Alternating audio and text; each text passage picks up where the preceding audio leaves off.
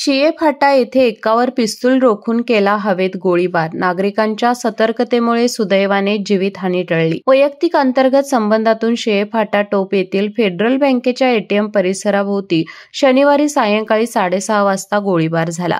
या घटनेत 2 व्यक्तींनी पिस्तूल हिसकावण्याचा प्रयत्न केल्यामुळे पिस्तुलातून 3 गोळ्या हवेत झाडल्या गेल्या।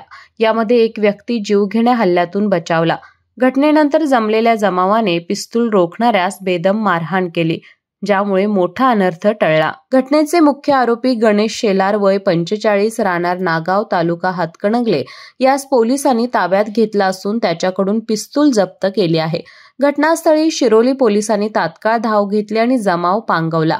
जिल्हा पोलीस अधीक्षक डॉक्टर योगेश कुमार गुप्ता, अतिरिक्त पोलीस अधीक्षक धीरज कुमार बच्चू आणि उपविभागीय पोलीस अधीक्षक सुजित कुमार क्षीरसागर यांनी घटनास्थळी भेट देऊन पाहणी केली।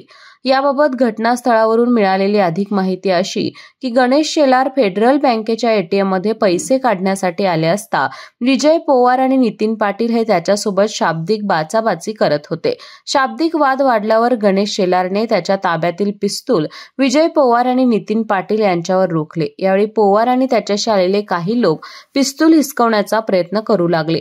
याच झटापटीत पिस्तुलातून 3 गोळ्या हवेत झाडल्या गेल्या। घटनास्थळी असलेल्या लोकांनी गणेश शेलार यास बेदम मारहाण केली। यावेळी अप्पर पोलीस अधीक्षक धीरज कुमार बच्चू यांनी सांगितले की ही घटना वैयक्तिक अंतर्गत संबंधातून घडली असल्याचं सांगितलं। पोलीस या प्रकरणी योग्य कारवाई करत असून गोळीबार करणारा संशयित आरोपी गणेश शेलार सध्या पोलिसांच्या ताब्यात आहे। केके न्यूज साठी कुणाल कांबळे। गोकुळ दूध, पेढे, श्रीखंड आणि बासुंदी सोबत गणपती बाप्पा मोरया।